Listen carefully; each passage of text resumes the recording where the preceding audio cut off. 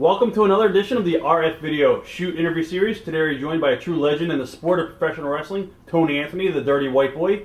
Thanks for being here today with us. Pleasure. You pretty much wrestled all over the country, especially back in the olden days of the territories, so we're going to have a lot of stuff to talk to you about. My first question to you was, were you a wrestling fan growing up? Yes, I was. I grew up in Knoxville, Tennessee, watching Ron and Don Wright, Whitey Caldwell, Les Thatcher, Don and Al Green, those type of guys. Probably guys you've never heard of because you probably wasn't even thought of then. Right.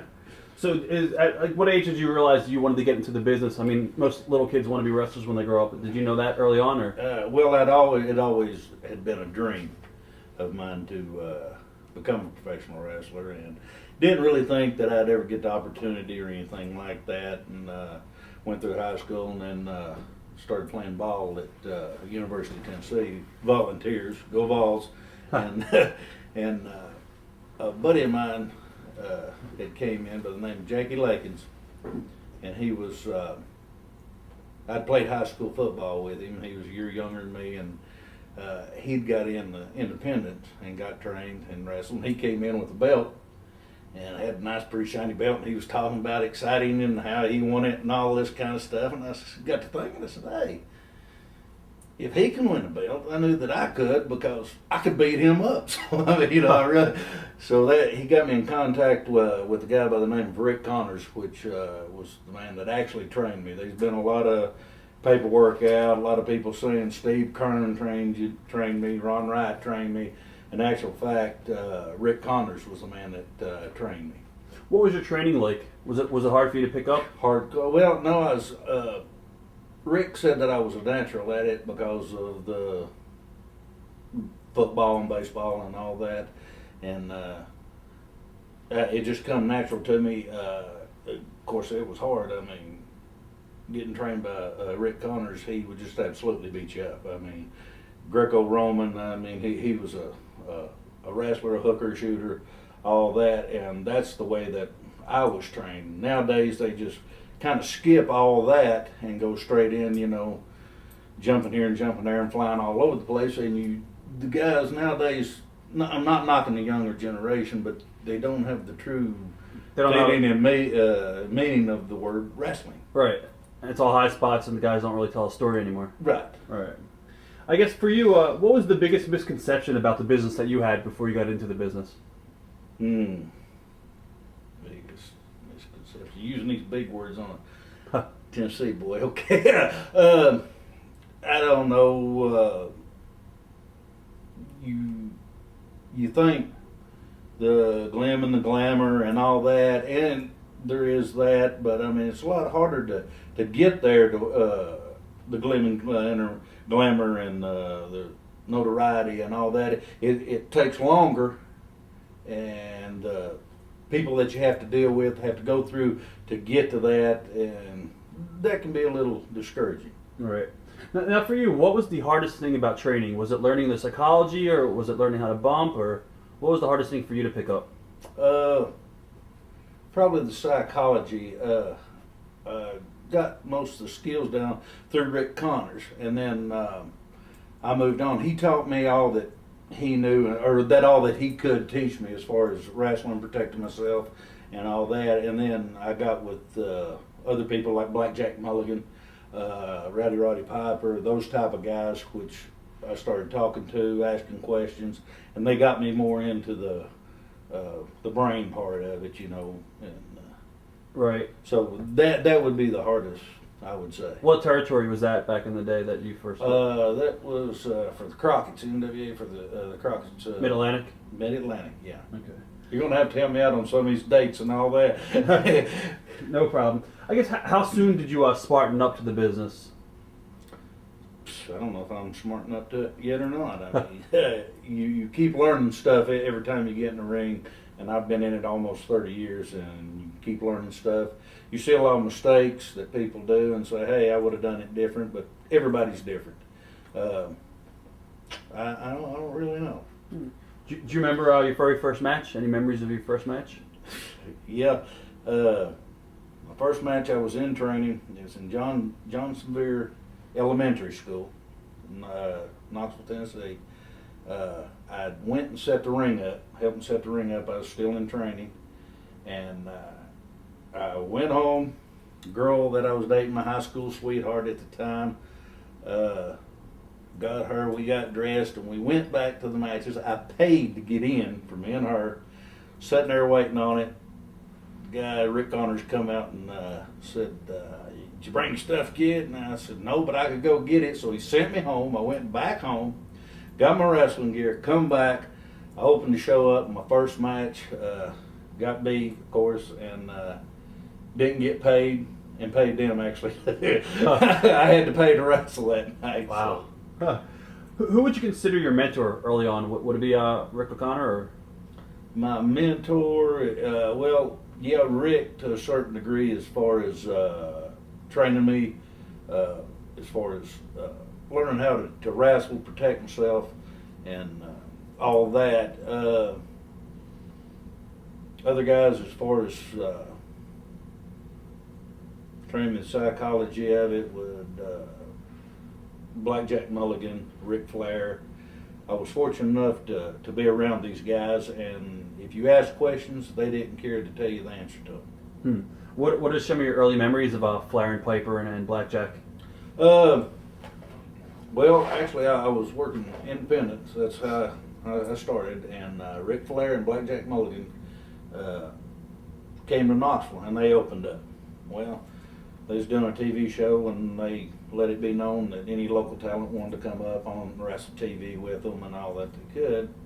Well, I went immediately, and all the other guys, well, I'm not going up there, they're just going to beat you to death, and I'll live here and all this. And I said, well, I'm going. So I went, and I made 2 shows, 2 TVs, and Big Blackjack, he come up, you know, he's got that squinty-eyed big man, you know, a monster of a man. Hey, kid, don't leave the building, I want to talk to you. Right then and there, I was scared to death. You know, I figured, well, okay, I've done messed up. This man's going to kill me. So after the show was over with, he took me out and he said, hop up on the ring. And I sat there and he asked me, you ever thought about going full time? And I said, man, that's been a lifelong dream. You know, I'd love to. And he said, well, here's your opportunity. Get with Barry and hook up. He'll give you the dates of the towns and all that, and consider yourself hired. You're going full time immediately. Wow. So that was pretty much your first full-time gig right there? Or? Yeah. Okay. Yeah. What are your memories of meeting Steve Kern? Steve Kern. Oh, that's something. Steve's a great guy. Me and him's got a lot in common. He's a big hunter, and so am I. But he hunts alligators, and I ain't going quite that far. But he's a double tough man in and out of the ring, and overall he's a good guy. And I've always got along with him. Had a lot of great matches with him and Stan when they was the Fabulous Ones. Down in Memphis? Yeah, right. And really enjoyed it. What are some of your early memories of Ron Wright? Ron Wright, oh Lord, the chisel. He had a pair of knucks, and right in the middle of it, there was I guess a blade that stuck up about like that, and he'd bust you right upside the head with it. They had to run Kevin Sullivan down when he got hit with it. I mean, he went ballistic, and stuff like that. I grew up on Ron and Don Wright, Whitey Caldwell. They burnt the trail for professional wrestling as far as hardcore. I mean, these guys, you need a hard way, black eye, something like that, boom, you got it, no matter what. And nobody really complained about it because, you know, it's not ballet, it's not a tennis match, it's professional wrestling. Exactly. Now, some of your early memories of meeting Len Denton. Len Denton. I met Lenny in Louisiana, and the first time I ever met him was at TV for Bill Watts. And talked to him, he introduced himself, he was the grappler. And, great guy, cut up all the time. And then Bill Watts came up and said, hey, kid looks like young Harley Race. And boom, boom, boom, before it was over with, he asked Lenny if he had another grappler outfit that I could borrow. And he said, well, if you're going to just jerk it off the kid real quick, just de-mask him and all that. I said, no, I don't. He said, no, I'm going to tag y'all up. And Lenny taught me a whole lot about the business. I mean, a whole lot. What are some of the things that he had taught you? Psychology. I mean, that's basically where I got my tutoring. I mean, day in, day out, we were partners. We was living together on the road all the time, and he taught me everything. I mean, you know, hey, you need to do this when this time comes. Don't jump in. Listen to the people. You control the people. Don't let the people control you. And that goes with any performers, like singers or anybody like that. You let the people know when it's time to applaud. You let them know when it's time to scream and all that. And he taught me all that, and he kept drilling it in me. He said, "You're going to get it, and it's going to come like that." He said, "And chances are we'll be separated when it hits you." Well, in a short period of time, I went home, and he went to Memphis first, and I called him, and he said, "Give Jared a call, get in here, got everything set up. All you got to do is call him." I called him, met Lenny at the motel, knocked on the door. He opened it up. He looked me dead in the eyes. He said, "You got it now, kid." And I knew exactly what he was talking about, because for that short period of time that we were apart, I'd went with Fuller's Continental, and was more or less on my own dealing with promoters and all that. Lenny was always the one dealing with the promoters and helping me out and all that. And that separation, when I came back, that's when we really gelled as a tag team, and I knew what was going on as far as professional wrestling. You mentioned earlier that you worked a little bit for Bill Watts and Mid-South. What was Bill Watts like as a person? You hear a lot of... As a person? Can I say what I want to about Bill Watts? I hate his guts. Everyone says that. I wouldn't piss down that man's throat if his guts was on fire. But I do respect him as far as the business is concerned. He is one hell of a man as far as being a promoter, knowing wrestling, knowing how to draw money, and keeping up with angles and all that. He is a mastermind at that. But as an individual, a personal individual, I ain't got time for him. Do you think he's a bully? Oh yeah, definitely. He tries to intimidate, bully. He'll cuss you like a dog. You know, that's just the way he is. And the women wrestlers that came in, he talked to them like it was dirt. And I mean, but that was Bill Watts' way of doing things. I don't think he wanted any friends as far as wrestlers. Right. You know, let me doctors and lawyers and rich people, and then here's my puppets. But the man knew what he was doing when it came to wrestling. Did you like his territory? It was a long territory, but yeah, I liked it. I had a lot of good time there, met a lot of good people, and yeah, it was long. You didn't have time really to get into any trouble because you're mainly on the road constantly. Yeah. A lot of guys say that the travel with Bill Watts' territory was brutal. Oh, it was. You'd be have a Sunday show, and you'd be in Baton Rouge at 12 or 1 o'clock, and then have to drive 300 to 400 miles to another town that evening, and don't be late or he'd find you. Right. I mean, you know. Did you get to work with anybody that sticks out in your mind from his territory? From what's his territory? Yeah, from Ted DiBiase, Hackjaw, Jim Duggan, JYD, Jake the Snake. There's been bukus of them. Any good stories stick out on any of those guys from when you got to work with them down there?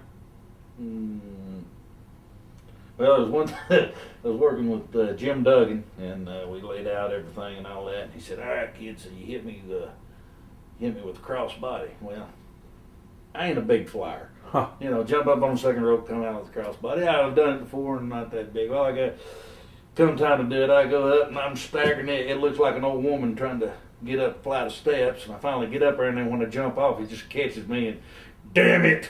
And that was it. Next thing I know, I'm eating canvas. But no, there's you ain't got that much film to go on with all the stuff that went on. I mean, good and bad. I mean, you have bad times just as much as you have good times. Right, right. Now let's talk about Memphis. That was pretty much one of your mainstay territories, and obviously a lot of wrestling fans out there know you from that territory. How did you get into Memphis? Your friend told you to come down there, and then you went down there, and then I guess Lawler and Jarrett were the promoters at the time, right? Yeah, Yeah. and they hooked us up, and we wrestled there for quite some time as the grapplers. And then we actually left there. We walked out because we told them before they ever shot the angle that we wouldn't take our mask off. Right. And then we show up, and they come up, and they try to double deal us. And we just said, well, see you. What are your memories of Jerry Lawler, inside and outside of the ring? Inside, man got more mouth than Goose has ass. I mean, I like Jerry. I do. I get along with him real well. You can talk to him. He's a smart man. He's quick-witted. He's a dream to work with. I've had several matches with him, working world title matches with him, and it's a true pleasure to work with him. I mean, he'll lay a man on you. I mean, it's not ballet or anything like that, but it was always a pleasure to work with him. What about Jerry as a booker and when he was in power there? I could work better with Lawler than I could Jarrett, money wise. Right. Jarrett wanted to stick it all in his pocket. Lawler, he passed it around a little bit. What was Jerry Jarrett like as a promoter? I mean, well, basically like any other promoter. I mean, I got along with the man. He was all right. You could talk to him, but he had his certain ways he wanted to do things, and that was it. were the young guys treated well by Jerry Jarrett, or you hear different stories from different people saying the payoffs weren't always good depending on the houses, and I mean, did he take care of his young crew? Yes. I really don't know. I got took care of, and when it comes to money, I don't pry. I never was one to say, well, I'm making this, right, and you ought to be making that. You're getting cheated. I mean, finances, still today, that's my business. It's nobody else's business. I don't discuss finances. They say, well, how much you make in wrestling? I said, well, enough to keep me doing it. Right. So, I mean, I really don't know whether, how he treated them pay-wise or anything like that, because I was happy with what I got. Right. What was the travel like back in Memphis? TV was Saturday morning, then Saturday night you'd have Nashville, and yeah, it was long territory. And at that time, they was running two crews. You had a crew and a B crew, and it got to the point to where the B crew started outdrawing the A crew. Right.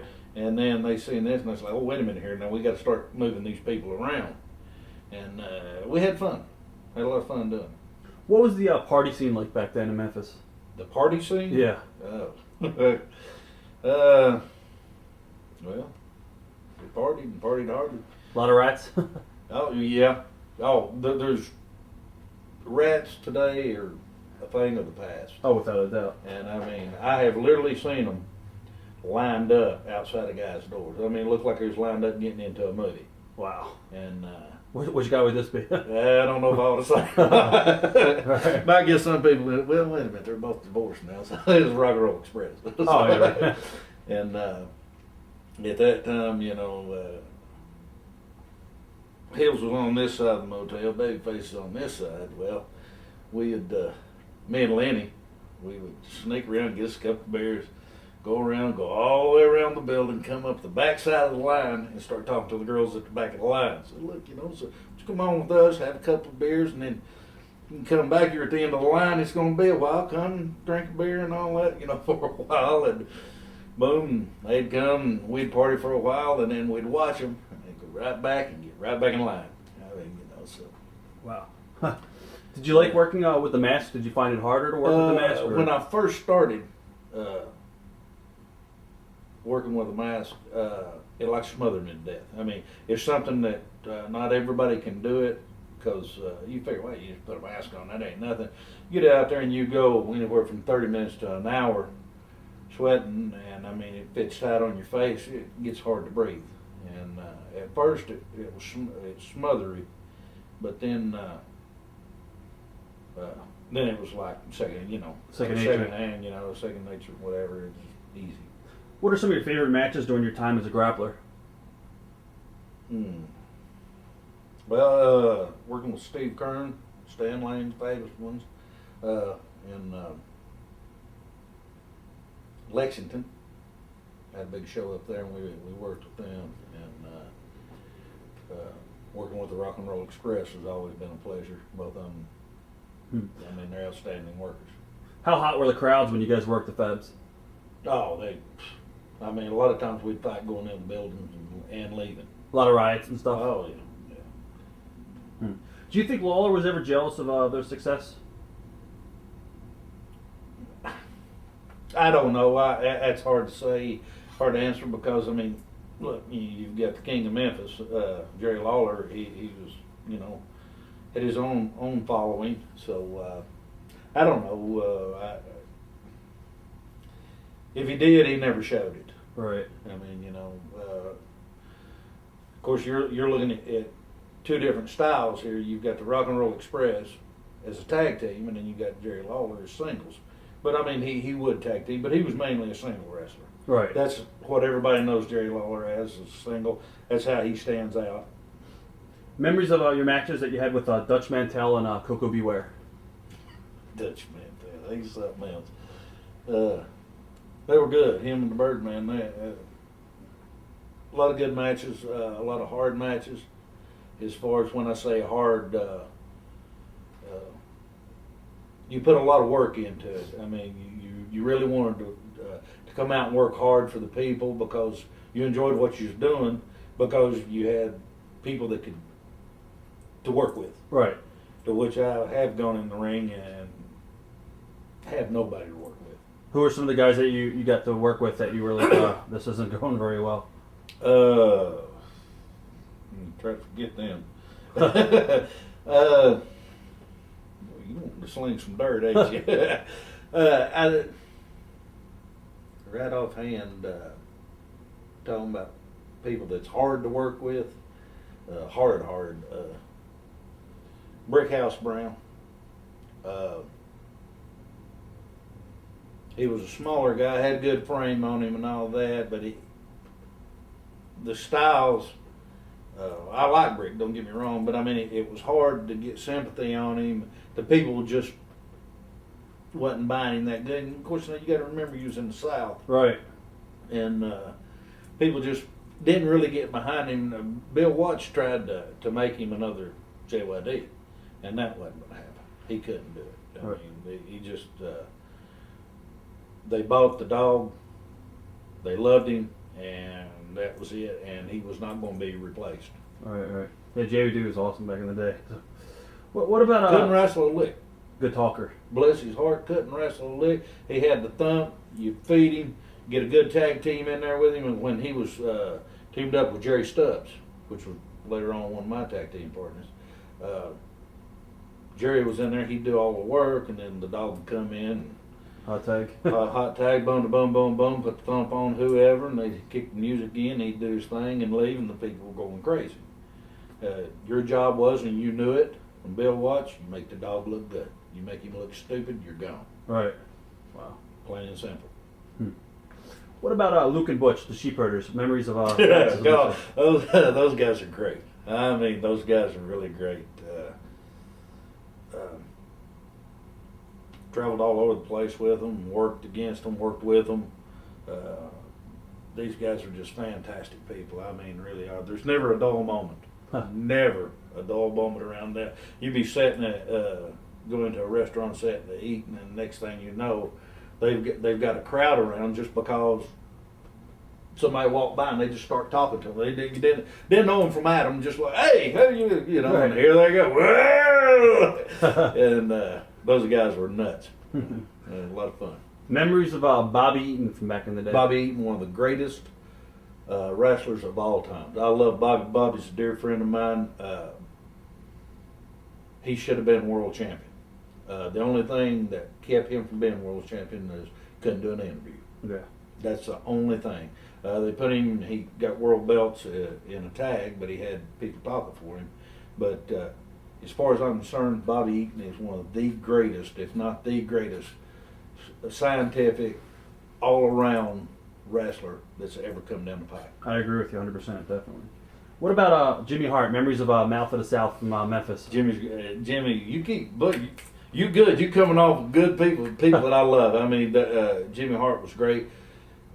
He's like that little chihuahua. Every time you go to your grandmother's house, you got that little non-stop, quick, just constantly doing something, and it was great. We were in Mississippi one night, and he was managing the Dirty. That's when me and Lenny became the Dirty White Boys, and he was managing this. And he got into the deal. He carried a cane.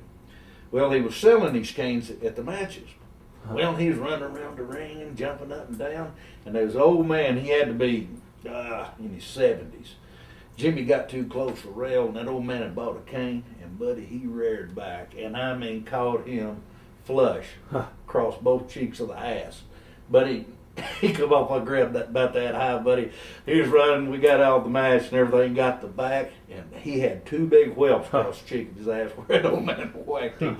He took it because he knew that's what needed to be done to get the job done. Right.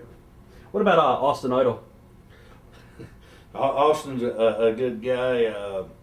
Was he hard to work with? A lot of people say he was hard to work with. Yeah, he was more robotic than anything. A super nice guy. I've had several matches with him. What's your hair, kid? Quit bleaching it, don't worry. Well, yeah. No, he was hard to work with because, you know, here he was a big man, good looking guy, big body and all that. But what limited him was the fact that he was more of a showman than he was an actual wrestler. Right. But I mean, he still, you know, he drawed his share of the money. Good talker on the mic too, one of the best. He could burn it up. Yep. How did you wind up in Central States? Central States. Bob Geigel. We got a call from. I can't think of his name right now. Anyway, we got a call to come up there and all that, and at that particular point in time, we were looking for another place, territory to go, and so we packed our bags and went. What are your thoughts of Bob Geigel? I like Bob. Bob was a real nice, laid back. He's one of the most laid back promoters you'll ever want to meet. I mean, you go in and it's time to do business and all that, and he's playing cribbage. Well, hey, what about this? Well, okay, hang on a minute. 15-2, 15-4, and the pairs, and it's like, you know, hey, you got a business to run here. Right. But I mean, he's laid back and he's a super nice guy to work for. What are your thoughts on Harley Race? Harley Race, another great guy, outstanding worker. You worked with Harley, you would learn so much, and not do that much. I mean, I had the pleasure of working with him several times, and it was just the knowledge that you would get. I would want the match to keep going. You know, hey, let's go another 15 minutes. Shut up, kid. You know, just so I could learn, because you would learn so much off Harley, and some of the matches that he's had, him and Flair, it's just, you know, unbelievable. What are some of the lessons that maybe stick out in your mind that Harley had taught you? Knowing when to mess with the crowd, knowing when not to, knowing what to do at this particular point in time, knowing when to sell, when to be strong, those type of things. And you would ask him and he'd tell you, but you got a better focus of it if you just watched him. And talk to him, ask him, and then watch his match. And then it would start gelling like, okay, hey, yeah, I see what you're doing now. And he's a class act too. You also had some good matches down there with the Oates brothers. Oh, yeah. Memories of all those guys. Yeah, those guys were pranksters, going with my stuff all the time, that could wrestle. Good hardcore wrestlers, take you to the mat and keep it there, to where, you know, wasn't so much up jumping around, running all over the place. and it made us as a tag team work holds and stuff to where, and you could get so much out of it instead of just up running around all over the place. You'd work an arm and keep that going. Right. And yeah, those guys were great at that. You also got to work with a young Marty Jannetty and Tommy Rogers. Did you see the potential in those guys back then? Yeah, yeah, because they were like a young rock and roll express. They could do all that. They had a little wild streak in them. And I remember telling Sean, he came back after getting fired. They got the big break, and he come back, and I told him, I said, boy, I said, what is wrong with you? Are you that big of a dumbass? Here you are, you get the biggest break. People would cut their right arms off to get the break that you guys got, and then you screw it up by being stupid. I said, what's wrong with you? Well, I know. And then the next thing I know, he straightens up, and boom, he's back up there, and the rest is history. Right. So you saw the potential, I guess, early on in Sean then, right? Yeah, and Marty. Marty was more the laid back one. He was just, he was kind of like the Robert Gibson, more laid back to where Ricky Morton's more fired up, more da da da da da da da, and that's the way Sean was, and Right. Marty's like that. You got to work a lot with Bob Brown. Memories of Bob Brown? Yeah, Bob Brown, old school. You worked Bob Brown, you worked old school, and that was it. You didn't do nothing else. It was just, hey, what? No. You worked old school, and that was it. And which I think helped me as far as learning old school and then the new school and combining it. Right. Now you wound up at Continental Wrestling, I believe, after that, and you got to work with the Nightmares down there. Oh yeah, Kenny Wayne, Danny Davis, great. You talking about a tag team? Even though their size hurt them a lot, as far as going on into other places across the country and everything, those are two of the best workers that they are.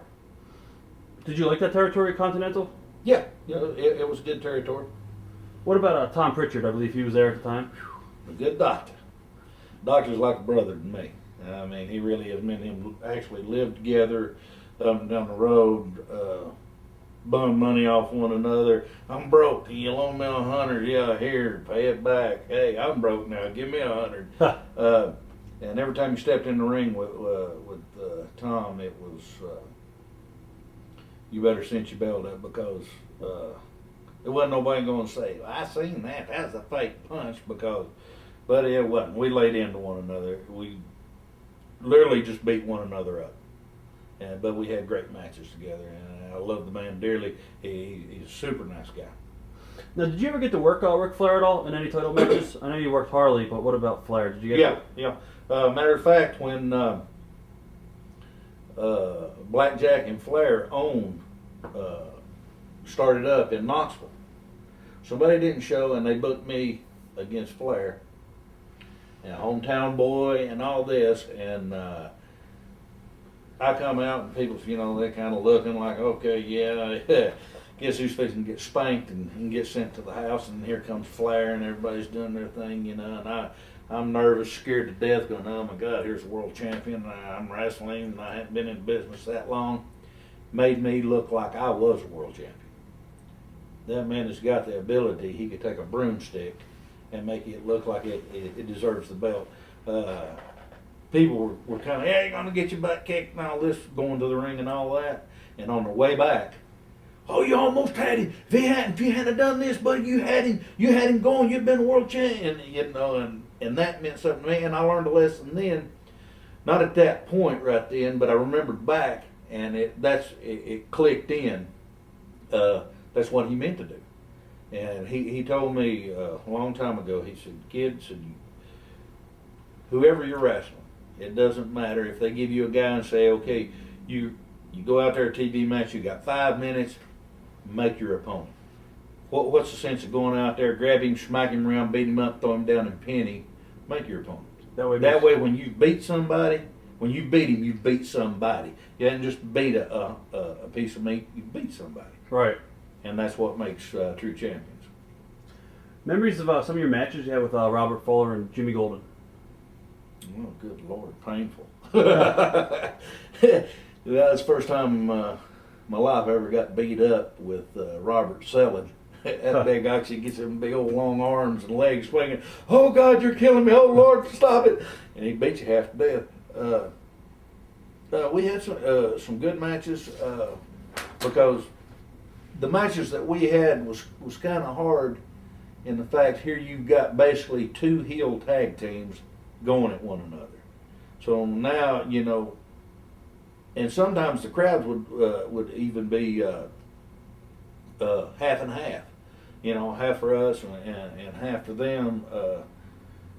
And then we got to the point we was trying to out-heel one another. So, I mean, they were a little hard, but, I mean, they were good, solid matches.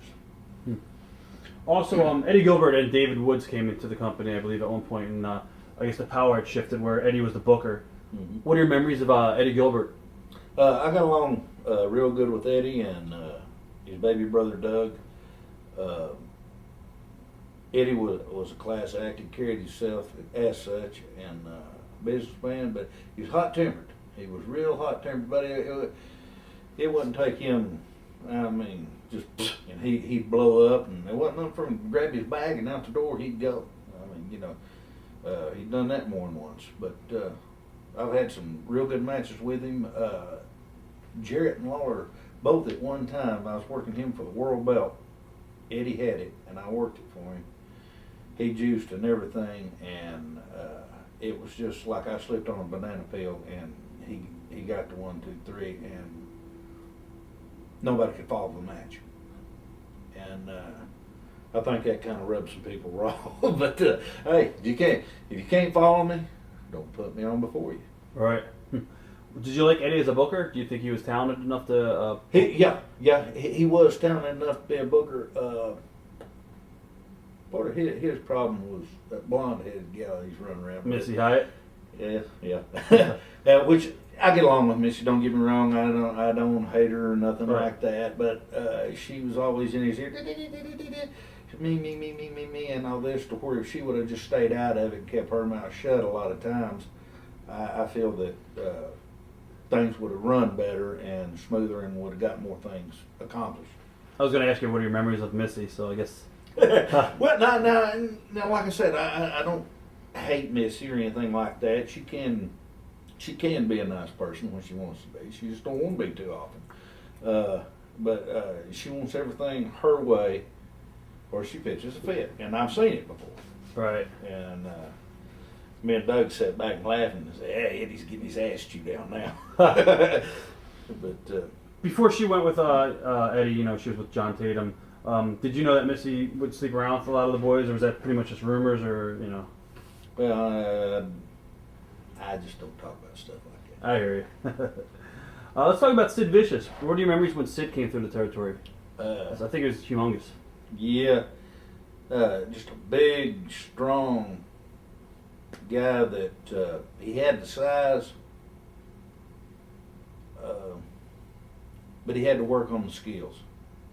He had to work hard on the skills. I mean, he was a big man, he knew it, and he had it up here.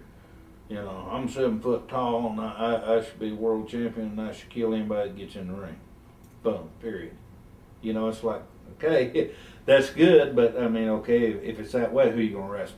Right. You know, well, he had to work hard at the mechanics of it, and Sid's a nice guy. I always got along with him, road trips with him and all that, and he'd come over to house barbecues and stuff like that, but he had to work hard on his skills. Shane Douglas, he came through the territory when he was pretty young in the business. Mm-hmm. Do you remember Shane at all? Or? Oh yeah, good worker. You're making this interview easy. I mean, you name somebody, I like them. Good worker.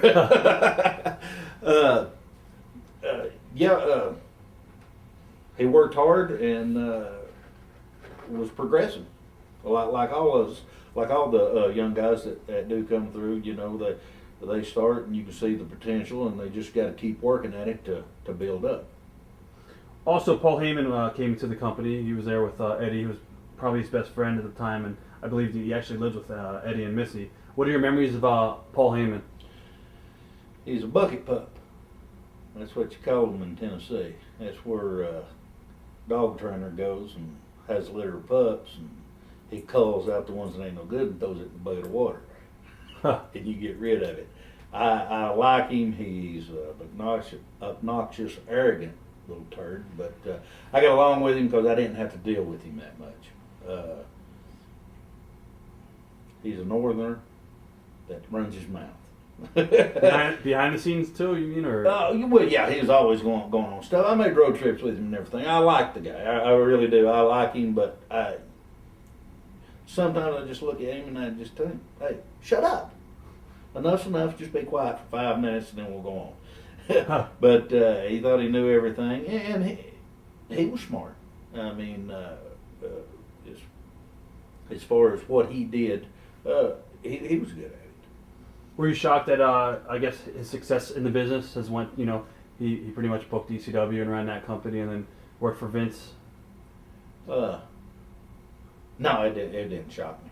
It didn't shock me. I could see where he was going and what he was wanting to accomplish in the business, and I could see it happening. Also, you worked with Wendell Cooley. Memories of some of your matches with Wendell. Wildcat, Wendell Cooley. Another good worker in the ring. He'd work hard. He was really over in Alabama. I mean, big time. Two different people. Once you got him out of the ring, he was just Wendell. You get him into the ring, he turns into Wildcat Wendell Cooley, which, you know, that's good to a point, but sometimes they got to his head a little bit. And I'll tell this to Wendell, I don't care. He's a good guy and all that, but he's two different people. Of course, now we all are. I mean, you know, as far as I'm the dirty white boy when I'm in the ring, and then whatever my wife says I can be when I'm at home. Memories of Mr. Wrestling 2. I met him, first time I ever met him, Rick Connors took us down to Atlanta, Georgia, Ted Turner's, and to do TV, and that was the first time I ever met Wrestling 2, and he was a man that lived his gimmick as far as you would never see him without his mask. Everybody, I remember all the young guys run in the shower. He'd go in the shower and everybody would give him about 5 minutes. They'd run in there, see if he had his mask on, and he did. He wore a mask wherever he went. Memories of some of your matches with Bob Armstrong. Oh, Bullet Bob. We had some barn burners in Alabama and Florida and all that. He loves chopping me. He said, "You got that big old thick chest. I can really get a good sound off of that." I said, "Yeah, but you ain't the one getting beat up like that." Him and all the Armstrong boys are dear friends of mine, and I can't say nothing bad about any of them.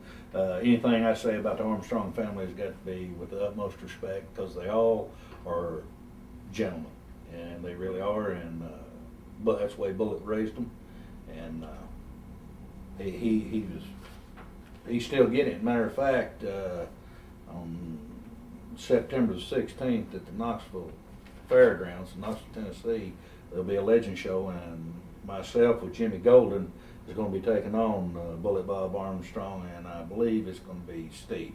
Awesome. So he's still getting in it. Still looks great. Still looks good. You ended up leaving Continental, and then you went back to, I believe it was USWA at the time, which was Memphis. Yeah. What led you to leave the territory? Just time to move on, or? Yeah, it was, well, actually, I got fired. Bill Dundee fired me. He come down there. That's when Fuller sold out, and some other little fella bought it, and I can't really think of his name right offhand. He bought it, and I kept looking for this person, that person, and he was so gullible. He'd get people in there to just take him. Anyway, Bill Dundee wound up being the booker, and Bill come up and said, "You been here forever, mate. I think it's time you need to go." And I said, "Well, okay, fine. That's business." Right. Uh, Did you get along with Bill outside the ring, or? oh yeah, I got along with him. Little runt. No, I got along with Bill Dundee. All right, we've had some good matches.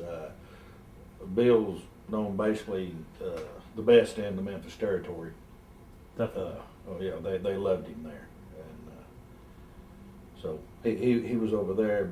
But he went other places, because once again he was a good worker and could do anything, but his size kind of kept him down too, as far as going to other places. Right. You also booked for I think Bill Watts, right? Yeah, but he didn't work all that much. Right. Just behind the scenes. Yeah. Let's talk about when you went back to USWA. I believe at the time they kind of combined the talent and they were doing the working relationship with world-class guys from the Von Erichs and some of the talent that was down there in Texas. Chris Champion was in the territory at the time. You had some matches with Chris Champion. What are some of your memories of working with Chris? Like pulling teeth. I like Chris. He's a good guy and everything, but bless his heart, he was slow, and you would figure a guy that had the frame that he had would be faster than what he was. I mean, if I was moving faster he was as big as I am, that's pretty slow. And then some of his kicks that he'd try to throw, the karate kicks and stuff like that, I'm a perfectionist. I try to make everything look the best and all that, and I like for my matches to go the same way. And if the guy ain't on the same page that I'm on, then it gets frustrating. And he had a following in that area, but it was hard. It really was hard having the matches with him. Did you ever see any tension between Lawler's guys and maybe some of the older world-class guys at all? No, not really. If there was any tension or anything, it was more towards in the office with those people. The guys, in that era, most of the older guys and everything, it was there. We were like a family. All right. To which nowadays in time they've got away from that. It's me, I. To which it used to be a family. What are your memories of the Von Erichs?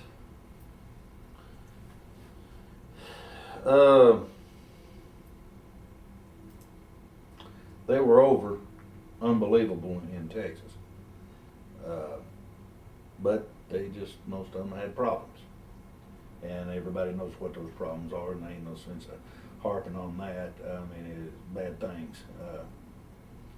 They had the world in the palm of their hand, and they just let certain stuff run their lives. Did you ever witness any of the boys out of control? The Von Erichs? Yeah. Yeah, I did. And like I said, I'm not gonna go into any details or anything like that on that, because man's not here anymore, and Right. he can't defend himself. So I'm not gonna There. beat a dog. What are your thoughts on Eric Embry? Eric, big kid. He's a lot of fun, and he's a hard worker. He had some good ideas.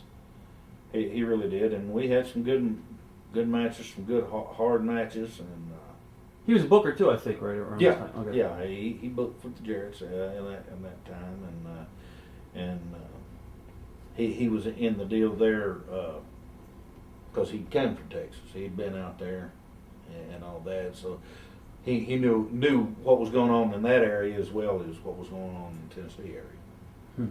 Dustin Rhodes was just coming into the business. I know Dusty sent him down there to learn the business. Dustin. What do you remember of Dustin? A big old pup. He's just like a big old doty-do pup running around, just carefree, wanting to learn the business, wanting to have a good time. And, he's a young kid. And, I like Dustin a lot. He's a good boy. Did the boys treat him differently because of who his dad was? Some of the guys did. I mean, the older guys, such as myself and Lenny and these other different people that were around him, we'd pick on him a little bit. Oh, what you gonna do around here, Daddy? Oh, and Daddy's not here, and stuff like that. But never did try to take anything out on him. As far as dealing with Dusty or anything Dusty might have done to anybody before. Nobody ever messed with him. Were you there when Taker was down there? Undertaker? Yeah. Oh yeah, I know Taker very well. What are your memories of Mark when he was coming through the territory? Big old boy, just a big old boy that when he first came in was another one that had to work on his skills, and he did a very good job at it. And then he got hooked up with Vince and found his calling, and as far as I know, that's Vince's number one man right there, buddy. I mean, and he's done real good. He took it to the next level. He's another one of these guys that had to work hard for it because it didn't really come natural. He was an athlete, but it just didn't quite come natural. And then boom, he started working at it hard, and it started coming then. The harder he worked, the easier it started coming, and then before you know it, I mean, the rest is history. What about Mick Foley? What are your memories of Mick, Cactus Jack? Man, to jump off anything, he'd jump off the highest building in the world, I believe, if he had somebody to catch him. Nick, he's a great guy, super nice guy. Matter of fact, I was at work and he was in Knoxville at the convention center, and a guy that I worked with was there, and he told him that I worked with him and all that. Well, they called me at work that night, and I talked to Mick for quite a while and told my boss, "So you're gonna have to get off the phone." And he's super nice guy, a very pleasant man to be around, and a hard worker, and will do anything, and I do mean anything, for the business. Let me ask you something. When you was taking all the sick bumps back in the day on the concrete, and a lot of the guys that he worked with obviously were from the old school of thought, did anybody ever go up to him and say, less is more, and basically, you're killing yourself for nothing, or you hear stories that people told him and he didn't really want to listen? Well, he figured that's the way it needed to be done, to get the attention, to get them to look at him. Like, hey, we can put him up here with this person because this person can throw him through a barbed wire fence and he'll do it, and it'll make him look good and make him look like he's crazy, and then, right. So you saw the potential in a young Mick Foley back in the day. Oh yeah.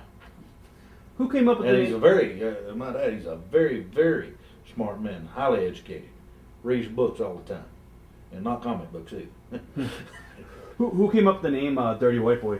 Me and Lynn Benton, we were talking about kicking names around and all this, and talking back and forth with Jarrett and them, Lawler and all them, and the name got brought up, and it hit, and went from there. How did your wife get involved into the business? Ex-wife. Ex-wife. Let's get that plain and simple, because the wonderful lady that I'm married to today, my heart and soul, ex. Right. I got her into it. Robert Fuller wanted me to came out and asked me, he said, "Hey, have you ever thought about having a valet?" And I said, "Well, yes and no." And he said, "Well, you're dating this little girl. What about her?" I said, "Well, I'll ask her and see," because I've always said sex and violence sells. I mean, but you got to know how to do the combination of the two. You give them a lot of violence, and you tease them with the sex. Nowadays in time, I watch Vince some, and it's like he's got these pretty girls up there in real skimpy stuff, and they're good athletes. I'm not taking nothing away from these girls. They're good athletes, they can do it, but I mean, you're giving them, they're athletes. They're not, that's not where sex and violence come in. You're trying to put the girls in as being violent and all that. No, the girls are there, the valets, for the sex part. And then occasionally jump in on a little bit of the devious and mean stuff like that. And because I've always said that if the women could draw, there wouldn't be any men wrestling. And they've been a lot of several women's organizations opened up all women wrestling, and they've all folded because the people still want to see violence. They want to see the violence, then you teach them with the sex, and they've got carried away with it nowadays, I think. Now that's just my personal opinion. Did it ever cause tension being married to someone in the business?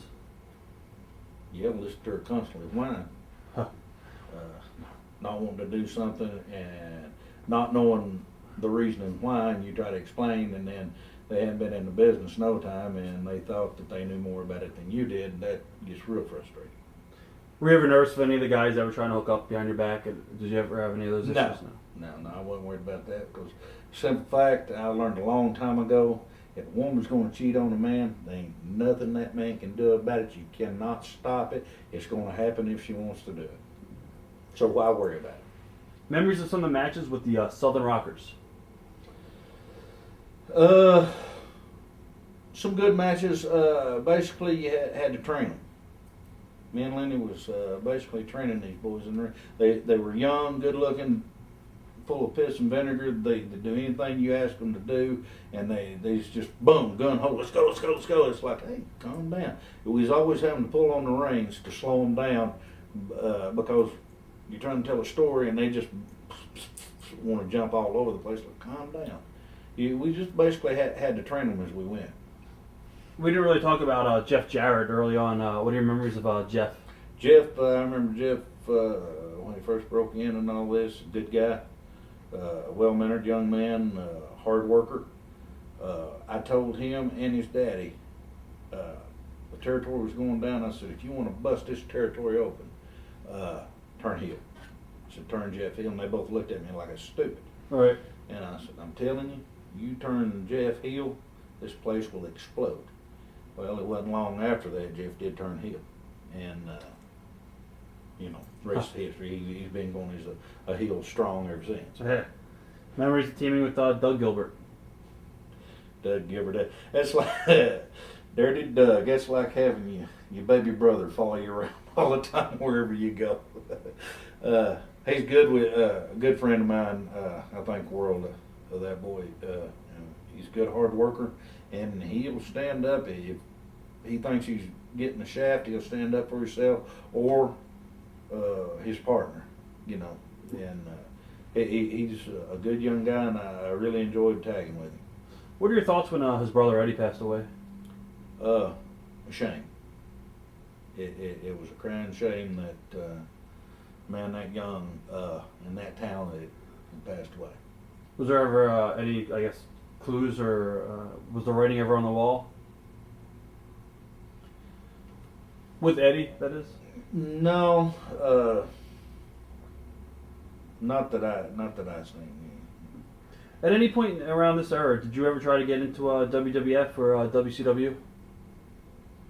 Well, I wrestled with WWE. No, I mean, we're going to talk about that coming up. I mean, back in the 80s, did you ever try to get into the... I sent some stuff one time, some pictures and video and all that, and I never did follow up on it, and they never contacted me or anything, so I never did really press it. I was more or less happy where I was at. Right. How did you wind up working for Jim Cornette in Smoky Mountain Wrestling? Well, I'd worked with Jim before. He is from the Memphis area and all that, and out for Bill Watts, and I'd been around him and all that, and they were looking for heels and all that, and got in contact with me, and this was a chance to come home. I'd traveled the world and been everywhere, and it was an opportunity to go home and actually be around my family and all that, and make a living. So I jumped on the opportunity. What are some of your early impressions of Jim Cornette from back in the day? I'm sure you've been around him forever. Yeah, I remember Jim when he was taking pictures. When he first started taking pictures around the ring and all that, and then he got in it, started managing with other little manager. Jimmy Hart? Jimmy Hart. Right. It was like you had two managers out there, and it was more or less like Jimmy was training Jim. The way I took it, I don't know, it might not have been that way, but that's the way it looked like. And then he went from there, and he's a good manager. He's a gift for gab. He's got a real good gift for gab. If he can just stay focused on one particular thing. Right. And that's what killed Smoky Mountain, was Jim Cornette. As far as what took that down was when Jim Cornette had all of his mind and focused on Smoky Mountain Wrestling, it was drawn. Then he wanted to go to the WCW. Well, him and Heavenly Bodies went to WCW. Smoky Mountain started dropping. He got mad there, hissed his little tantrum. He come back, put all of his thought in it. He come straight back up. Then he wanted to go to WWF. He starts going up there and trying to run the company down here. Smoky Mountain goes right down, and finally at last he just run it down because he knew where he was going. And he, instead of giving the book to anybody else, he just shut the doors. Do you think that it was a financial decision by Jimmy to try to get money from WCW and WWE to float Smoky Mountain, or No, Smoky Mountain was floating itself. Jim Cornette can't manage money. If he's got a dime, and they say, okay, you can't spend but 5 cents of that dime to get this guy, well, he'd offer the guy 15 cents. When he's standing there with a dime, he can't manage money. He brought people in, Terry Funk in, which was a great wrestler, wonderful person, hardcore, but for that territory, why? Why not build just all of a sudden Terry Funk's going to be on the card, and here we'll give you all this money, going to fly you in, and I'll pay you motel and all that, and that's great for Terry. Right. I mean, great. Hey, I'm all for the guys making all the money that they can, but when you're hurting your own territory by doing this, as far as the money, the bills, and paying guys and all that, that's not a smart business move. Jim can't separate friendship from business. I can. I guess I learned that from Bill Watts. I can be your buddy, and then me and you have a business disagreement, and I'll argue with you to the end. And then once the business is done and we get that settled, I'll go back to being your friend, because that's separate. You've got to be able to, especially in wrestling, you got to be able to separate friendship from business. And he couldn't do that. If you made him mad, then you got on his shit list. And do you think he's a good booker though? yeah, oh yeah, I'm not taking a thing away from him. He proved that when he'd go to WCW, Smoky Mountain would come down, and then he'd come back and put all of his thought back in on Smoky Mountain, and boom, it'd go right back up. I mean, he's a good booker. You just can't keep him in one place he's got too many things going on at one time. Too many irons in the fire. When you were at Smoky Mountain Wrestling, did you finally feel that you were getting the big push that you deserved? Yeah, I've never really thought about I deserve a big push. I should get this belt. I've had belts all over the world. If it was a shoot, half these people, or 3/4 of them, wouldn't be in it anyway. I never have really thought, well, that should be me instead of this person because I'm so much better or something like that. I never thought that way. Because you see, I broke in with the old school. I was fortunate enough to get in old school, which it was a family. And in a family, you want the family business to do good. So if everybody's got their part, everything's all right in the family. Gotcha. And then now everything is going me, I, and all that, like I said earlier. Did you prefer wrestling as a tag team or singles wrestler? Really, I think either way, I would get bored. Sometimes as a single. And it's like, hey, put me in a tag, there's more action. You got 4 men out there instead of 2 or 3. You've got 5 out there because you count the referee. Referee's important too. He can either make a match or he can kill it off that quick. And sometimes I just, I get stale. I'd get stale and, well, what about a tag, or what about letting me go back to singles or something, Right. You got to work with Brian Lee, primetime Brian Lee down there in Smoky Big Mountain. hammerhead. Yeah, I like Brian. Brian's a good guy. Funny. We went to Puerto Rico. Matter of fact, California Studs. Yeah, boy. Look at this mug. Yeah, California stud. Yeah, but they bought it in Puerto Rico. Of course, they'll buy anything. He was another one that you had teaches you went, and a big old boy. But he tried hard. I mean, he really did. He'd work hard, and me and him had some real good matches in Smoky Mountain against one another. Also, Tracy Smothers, another legend in the business. Memories of Tracy Smothers. Me and him, I've had more matches against him than I had when we were tag team champs together. Hard worker, real hard worker. Sometimes you didn't know exactly what page he was on or which direction he was going to go, but overall, great worker, great guy, just super all around worker and guy, and a credit to the business. Without a doubt. Also, you in Smoky Mountain, they gave you the Mighty Yankee gimmick. Who came up with that gimmick? That was Cornette's. I was still the dirty white boy, but I moved to New York City and became a Yankee. And Jim come up with that, said, "Will you do it?" and all this. And that. Well, yeah, you're the booker, you know. It's what you want, and see if I say no, you know. Right. I don't have an angle to do. So, but no, it was all right. It was a turn. I left Pikeville, Kentucky, worked Tracy Smothers in a chain match. And prior to that, the TV that showed to that, going into that, at I believe it was Bluegrass Brawl, I beat Tracy up, handcuffed him, got his rebel flag that his poor grandpappy gave him, all that, and I burned it. Hurt my feelings burning that flag. But, I burnt the flag. And went up there, and there was death threats on my life. And Tracy got plumb nervous about it, went and puked. And I said, "What are you puking for, buddy? I'm the one that they're wanting to kill." Right. And I said, "Look at it this way." I said, "Don't worry about it." I said, "You're going to go over. You're going to win the belt.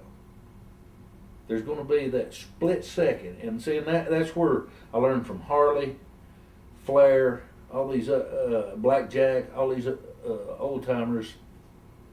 There's a split second right there when it's time for a heel to make his exit.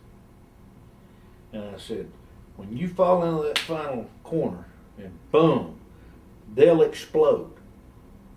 All eyes are going to be on you. You've just won the Smoky Mountain Heavyweight Championship. I'm going to undo myself. I'm rolling out of the ring and I'm going down the aisle because everybody's looking at you like this. They're not going to worry about me. And after I'm already either halfway back or 3/4 way back, then they're going to say, "Where's that low life good for nothing?" And I'm gone. I went straight to the back, straight through, grabbed my gear up, throw my jacket on, jacked one in the chamber, and out the back door I went, got in my car, and left the state. Wow. Immediately. It didn't stop anywhere because there was threats, and so I figured it's time to get out of Dodge. You also got to work with Rock and Roll Express, Ricky and Robert down in Smoky. Great guys to work with. I mean, outstanding. These guys, it's just I could crawl in a ring today with both of them or either one of them and close my eyes and have a match with them. They're just. We were married so long in Memphis territory and know one another. I mean, it's just something that you can't get over, and it just. It's a high that you go to. That with these guys, you get on that one planet and you're just cruising, buddy. I mean, you're there and you know everything's going just perfect and everything's going right. You've got the people where you want them. You tell them what to do, when to do it, and how to do it, and you get all the effect. And that's what it's all about as far as being a professional. Memories of when Jake Roberts came through the territory. Jake the Snake. Good matches. I learned a lot off of him. Interviews. He's another guy. Bless his heart. Things has messed him up. One of the greatest wrestlers of all times. Great mind for psychology. Oh, jeez. I mean, just people don't know because I knew him back when, and I'd talk to him and he'd tell me stuff, and you know he was a prankster and all that. But we had some great matches, and was going to have the Cobra match, and then his problems came up and got in the way, and we never had that match. So I guess pretty much his demons. I remember he was no show in a lot of towns, I think, for Cornette. Yeah. So Lawler came down and worked the USWA Smoky Mountain Wrestling angle. What are your memories of when Lawler came into the territory for a little bit? Might have just been a couple shows. Yeah, it was just a short period of time, and once again, he worked me, and I dropped a strap to him, and they were building a younger kid, Bobby Blaze. Right. They were building him up, and we talked it over and all this, and Easy. it's just another match with Lawler. I mean, another wonderful day in the neighborhood. I mean, he's a pleasure to work. Did you ever meet Rick Rubin? Yeah, oh yeah. I've tagged with him, worked against him. And No, Rick Rubin. I guess he was the backer for Smokey. Oh, yeah. Okay, I'm sorry. I didn't even Rick know there was a Rude. word. I'm sorry. Oh, no, I'm getting no. hard of hearing that. Too many slaps in the air. Yeah, I met him. Okay. Was he smart to the business, you think, or? He was a businessman. Right. I could tell right off the bat that this guy is a businessman. He was going to put some X amount of dollars in, and then you got to make it work. Right. Was he a money mark, you think, or nah? No, No. I think I honestly believe he was just a man looking. He knew the market for wrestling was good at that particular time, looking to cash in on another business. Right. You mentioned Rick Rude. Why don't we should talk about him real quick? What are your memories of Rick? Just a big, strong, nice, a good guy, nice guy, joke around, ladies' man. Me and Lindette, we was going to have it was him and Lawler against me and Lenny, Jonesboro, Arkansas, and it's tar and feather match. So me and Lenny, we took it in the dressing room. We had the bottles of KO syrup. Right. Well, everybody in the dressing room got on their buddy, and we tightened them things down. I mean, guys just come by and just tighten on them all night long. So we get there, it comes time to do the deal. We're going to get tarred and feather. Here's Lawler. He's over there, boy, he's struggling. He can't get. Rick Rude comes up, like it ain't nothing, just bump. And wouldn't you know it, he was standing all over me when he done it. Lenny's over there laughing at me. That's awesome. Yeah, but good guy. Paul Orndorff came through the territory. You worked for Cornette a little bit. Mm-hmm. Memories of Paul? Double tough man, all American. Tell it like it is. We've got a lot in common. He does a lot of hunting. Me and my wife does a lot of hunting. Good worker, works hard. And when I say work hard, these guys from the old school, that's the way you done it. You got in there, you busted a sweat, you worked real hard, you got the match over, and went home and everybody's happy. Ronnie Garvin, another guy who came through the territory for a little bit. Great guy, super guy, double tough man. Once again, he's another big hunting buddy, and working him is like working a buzzsaw. You never know. Stiff. Oh, yeah. I mean, you got to fight for your life, but I mean, once again, you got to work hard. He makes you work hard, and he'll get it out of you, and you get a good match every time. What about Buddy Landell, another guy you probably worked with all over the territory system? But I've known Buddy for many years, back in school, matter of fact, high school. Buddy's another young man that had the world right in the palm of his hand, and Demons or? too stupid to hang on to it and let it slip away. And very talented, had gift of gab, had psychology, Definitely. and just dumbed yourself out of it. That's the only way you can put it. And I've told Buddy this. I mean, it's no secret. I seen him, I guess it was probably about 3 or 4 months ago, and he just dumbed himself out of it. What about Al Snow and Glenn Jacobs, who was Unabomber back then, who went on to become Kane, obviously? Yeah, he lives up in my territory.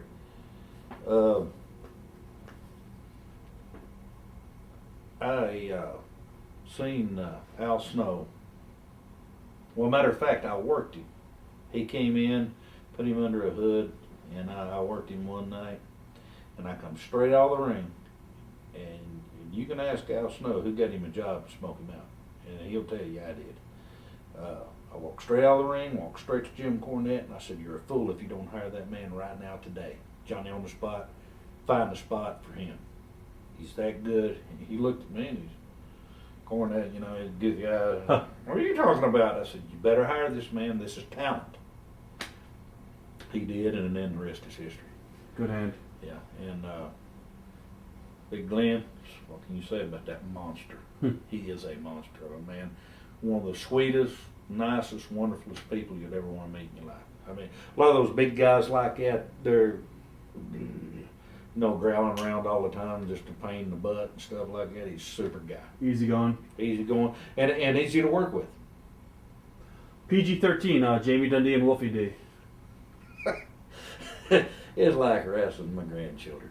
I mean, bless their hearts, a little bitty fella, but they're good. I mean, they're both good little athletes, and they could do all kinds of stuff. And with their gimmick, they knew the rapping and all that kind of stuff, and Right. it was fun. It was actually fun. You'd wrestle them, and you'd do stuff. You'd draw back, and they learned to sell their size, which got them over. They went against a great big guy, and he did something.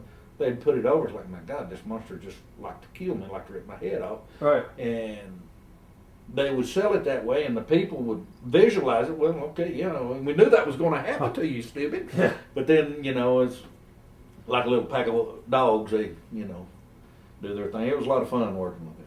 Were you there when New Jack and Mustafa were in the territory for a little bit? Sure was. I worked them. What are your memories of working with those guys? New Jack. I keep getting them mixed up. Was New Jack the biggest one? No, that was Mustafa. Mustafa, yeah. He was more the laid back one. He'd work hard. He was the bigger one, the stronger one. The other one, he got a tendency to get a little wild. I mean, for no reason. I don't know what his deal was. I don't know if Cornette was telling him to do some of the stuff that he was doing. But I mean, they were good. He was a good worker, good hard worker. Dick Slater? Dirty Dick Slater. What can you say about Dickie? I mean, hard worker, old school, and knew his thing, loved to party, and let's party, and then go fishing, and go wrestling, and go back partying and fishing. Huh. Good guy, hard worker, a champion in his era, his day. Good, just excellent worker. How did you wind up in the WWE? WWE, Cornette, matter of fact, which at that time it was the WWF when I was there. And Cornette called and said, "Gonna send you a plane ticket, get you come up here." He talked to Vince, talked to this person, and Bruce Pritchard, which is Tom Pritchard's brother, talked Right. to him, and went up there, had the meeting and all that. And I knew what my job was going to be once I went there. I mean, I wasn't going to get any kind of a push or anything like that. Jim owed me some money, which I wasn't worried about not getting, but that was where the company shut down. There was still some bills owed, and he told me, he said, "I promise you, you will get paid." So every time I went there, it was like a double payday. Jim would hand me some money, and then Vince would hand me some money, and I was like, "Hey, okay, I'll do whatever you want, but I'm leaving here, you know, I'm leaving here with a pocket full of money." But that was it. I had a lot of fun up there. The best time that I had up there was at Uncle Cletus. I was going to ask you about that coming up. Yes. Let's talk about the TL Hopper gimmick first. Who came up with that gimmick? Well, they asked me what I'd done, and my father was a master plumber. He owned his own plumbing company for 50, 60 years. And they asked what I'd done. When they went trying to find out what kind of gimmick and all that kind of stuff, they come up with that, and they said, "Well, plumber son, you know, do a plumber." So Did you like the gimmick? it was all right. But there once again, I knew that I wasn't going to go anywhere with that gimmick. Right. I mean, that was just something that they could use another character for a short period of time. What were your initial impressions of Vince when you first met him? I mean, when you first went up there, did you have any meetings with the office? Yeah, oh yeah, I met with Vince first day that I flew in. What was your impressions of Vince? He's a businessman. I mean, and it's his way, you're the highway. I mean, he takes care of business, and rightfully he should. I mean, he's got one of the biggest. Well, he's got the biggest wrestling company going. Okay. Other than he can be a horse's patoot sometimes, but I mean, who can't? Did you have a good relationship with him, or if you had any problems, did you go to him, or would you see somebody else before you went to Vince? No, that's the way I've always been with anything. I bypass the booker or anybody. If I had that kind of a problem, Right. that big of a problem, I would just go straight to the man. I mean, don't go to the horse's head. Don't go the in between guy, because if you talk to this person, and then by the time it gets back to this person, the words have been changed, and this person may take offense of what I said, which I didn't say it that way. It's the way this guy said it. So just go him, and that way you cut the middleman out and be done with it. Did you ever express any frustrations at all to Vince or in WWE when you were there as TL Hopper? No, not really. Because, like I said, I knew my position. I knew what I was there for. I knew for a fact that gimmick wasn't going to go anywhere, because they wasn't going to let it. They wasn't going to push it. It was just another character to throw out for TV. Any good road stories from your time in WWE? Road stories. Yeah, the Hearts. Owen Hart. Big Ripper. Oh, big ripper, buddy. I'm telling you what. That guy, I walked in, and I used to catch him because, a guy sat around. You'd only sit around for so long. You had to be there at 12 o'clock noon. Don't be late or you got fined. And then TV didn't start to that. So you're there basically 12 hours. We wouldn't get out sometimes till midnight. So you can only talk and look at the same people for so long. So I just drifted through the building and just kind of ease around and watch. You'd always find Owen doing something. I mean, he would even fill his own shaving kit full of shaving cream, and then do something to somebody else's bag, and he's like, "Oh, damn it! Look, they got me too." Hey, great guy. You talking about a wonderful man? Now he really, God rest his soul. He was a wonderful man, and my personal thoughts and feelings about the whole situation, he should have never been up there. Right. He was too good of a talent, too good of a man, and why would you have the blue blazer?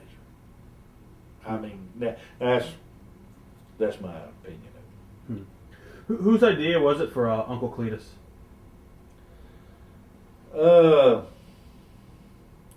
I really, I was talking to Hog and Piggy, and things started getting kicked around, and then Vince got in on it, and then Vince Russo, which I don't think he really liked me that much. We kind of had words a time or two, because he'd want, when I was TL Hopper, he'd try to give me a script. And he said, right here's what a plumber'd say and do. Well, I grew up in a plumbing family. I know what a plumber'd say. I know what they'd do. And he was treating me, like these young kids right out of camp or something. And he said, well, let's have a practice interview. And I said, well, why don't we just go ahead and shoot it and see how it goes the first go around. Okay. And then I'd do it, boom, boom, boom, and it'd be done, it'd be all right and all that, and get the point across and all that. And I think he kind of took offense to that, because I didn't go by his little script. Right. Which I'll never have gone by a script of any sort. I mean, you give me the gist of the thing, and I always thought I was talented enough, and smart enough to do my own thing to get it over. Gotcha. But then getting back to Uncle Cletus, I think he might have had something to do with it. I really don't know. They were needing somebody to go with them, because Hillbilly Jim was out of the picture. Right. Because he was hurt, and he was just doing video sales and stuff like that for him, personal appearances and that kind of stuff. And great. I loved it. Did you get along with the Godwins? Oh, great. Yeah. Oh, yeah, super. Them two big eyes, there's never a dull moment. They're always ribbing, carrying on. We pulled jokes on one another and just had a great time. Why do you think you were dropped from the gimmick? Just because of the heat, maybe with Russo, or Might have been. I really don't know. I heard Russo tell Vince that people don't in the South don't really wear bib overhauls. I'm like, man, what part of the South you going to, buddy? I can take you to where that's Sunday go meeting clothes. huh, I know some of them old farmers that they've got a dress pair and the dress shirt and a dress pair of bib overhauls that they wear to church.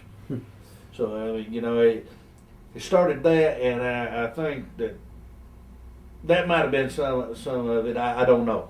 I really don't know. It was a shame though, because I guess because I was having too good of a time. They said, well, that can't happen. right? You got to work with Hawk and Animal, the Road Warriors. What are Yeah. your memories of working with those guys? But you tell them about Stiff, about Crow Bars. I'll say I worked with them with Watts. So I mean, When they first broke in, then. yeah, good lord. But Hawk's great. Hawk, you can't say enough about Hawk. Big, powerful, and he out of the two, he was the worker. Animal was big, thick. Tried to be a businessman, I think, and not so much one of the boys as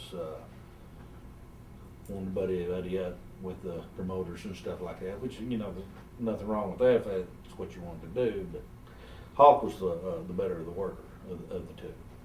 Do you remember any tension ever between Brett and Sean when you were in the locker room? Because this is the time when they started having their differences. I think all that was brought on. The main thing of that was Vince. Just playing each other against each other. Yeah, trying, and Sean's not a fighter by no means. I mean, he'll stand up for himself. Don't get me wrong, anything like that. But that was Vince.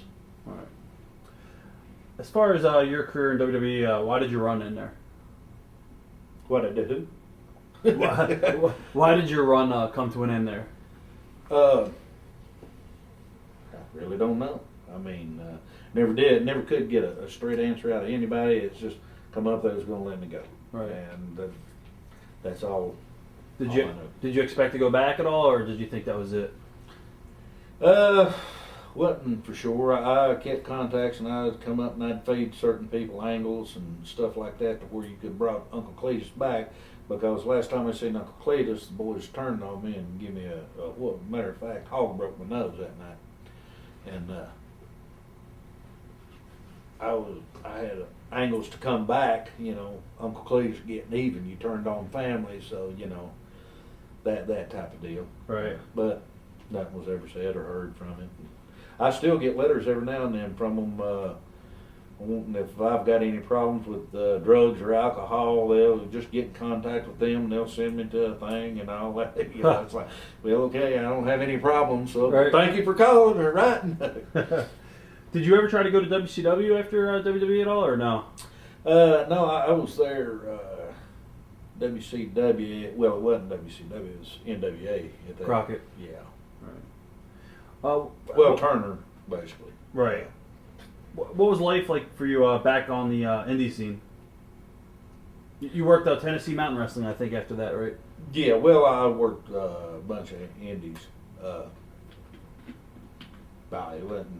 wasn't really no different. Go in, do like I was always taught when I was breaking in. Go around, shake hands with everybody in the dressing room, get along with everybody, find out who you're working with, talk to them, fill them out, find out what they know and all that, and then do your thing. Are you surprised that TNA never called you since you were friends with Jeff, or did you ever try to contact TNA about maybe working for them? Or No, it hadn't really crossed my mind right now. I've got some problems with my back. L3 and L4 is messed up pretty bad, and got a knee problem, shoulder problem. So I'm basically semi-retired, and I hadn't even thought about calling anybody or trying to make a move as far as going into a bigger place. right? Do you still watch wrestling today? No. No. Well, I never did really watch a lot of wrestling once I got in it. I'd flip through the channels, and you know, if I seen Bobby Eaton on there, I'd say, hey, right there's Bobby, let's see what he's into, and I'd watch and see kind of what was going on with him, or any of my buddies, you know. Right. But the new stuff that they got going on, I'll flip it over and I'll stop and watch it for a second, and boom, find an Andy Griffith show or something like that. What do you miss the most about working full time in the wrestling business? Would it be to travel or just No, Lord, no, don't miss that. hanging with the boys? I guess exciting, getting the fans excited, watching them, me do my job and watching the reactions out of the fans. That's what it was about. Getting them, if I want them to boo me, I can. Getting them to boo me. If I want them to cheer for me, do that. You know, missing that reaction out of the fans, knowing that I did my job to the best of my ability and did it the right way, and the fans got their money's worth, and they were entertained. What are your thoughts on all the deaths of the past few years of guys that have passed away, and I guess which has hit you the hardest? The guys that's passed away, I'd say probably Owen Hart. He was a real good man. I thought a lot of him, and I honestly, to this day, nobody can tell me otherwise. I honestly think it was senseless. Yeah. For his death to happen, it was just senseless. And I honestly believe that I'm not pointing any fingers, but maybe if his brother hadn't been into it, you know, I don't know. But I honestly think it was senseless. It's a shame. It's a big loss, and I'd say it's probably the one that hit home the hardest. Did you watch UFC at all, or? Oh, at Ultimate Fighting? Yeah. Yeah, I watched some of that. Well, I watched Lesnar. Yeah, I believe Brock. it's- yeah, I watched him win it the other night. Right. What are your thoughts on UFC as compared to wrestling? Them boys beat you to half to death. Yeah. I mean, there's some athletes. I'll just tell you that. I mean, they're martial arts, kickboxing. They're a combination of everything put in that's wide open. Would you ever want to write a book? I don't know. There's a buddy of mine keeps hammering on that. Said, "Won't you write a book? Won't you write a book? I'll buy it." I said, "Well, you and me probably the only ones with a copy of it." But I've kicked it around in my head some, but never have really thought yes or no, yay, nay, whatever. What about as far as ribs go? You talked about Owen Hart. Did you ever see anything else backstage or on the road as far as ribs go? Yeah, cars disappearing. Come out, tires being gone off cars, bags being chained to ductwork and stuff up in the ceiling. Bags that's got super glued with the titles in them. Couldn't get them open to get the belt out. There's been all kinds of rips going on. Nailed shoes to the floor, just different stuff. I guess looking back at your career, if you were to make a videotape for your grandchildren to watch, what I match? wouldn't let them watch it. any matches of yours that stick out that you're the most proud of?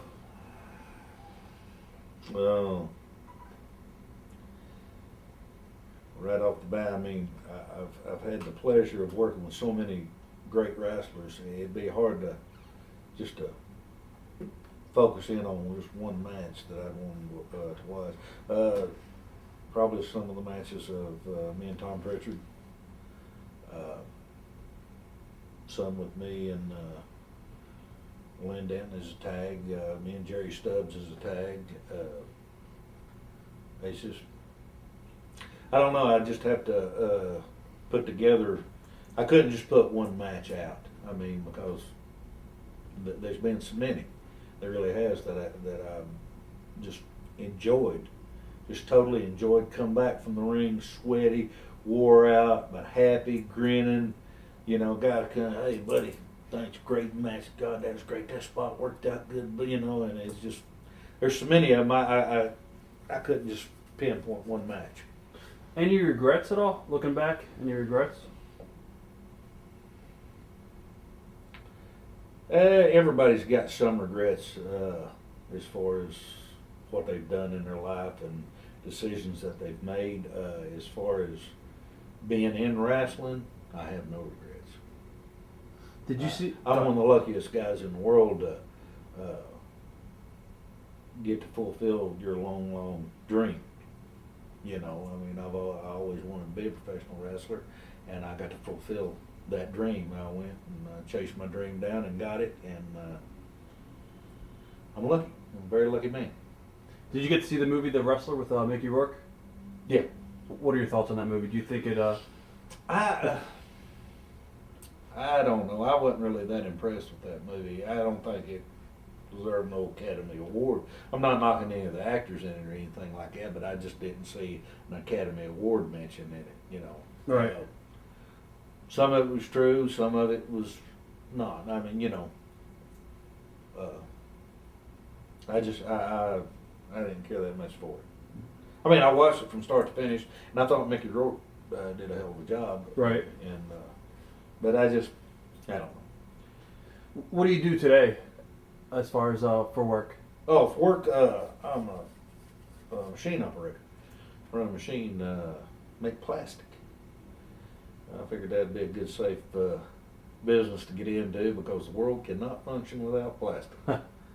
Is there anything that you want to say to your wrestling fans out there that you might not have ever had a chance to talk to them before? Appreciate you showing up. It's been a wonderful, wonderful ride. Enjoyed each and every one of them, whether they was booing me or cheering me. I truly, from the bottom of my heart, would like to say thank you very much to all the wrestling fans. Well, thanks for being here today with us. It was a great interview. Thank you. Cool. My pleasure.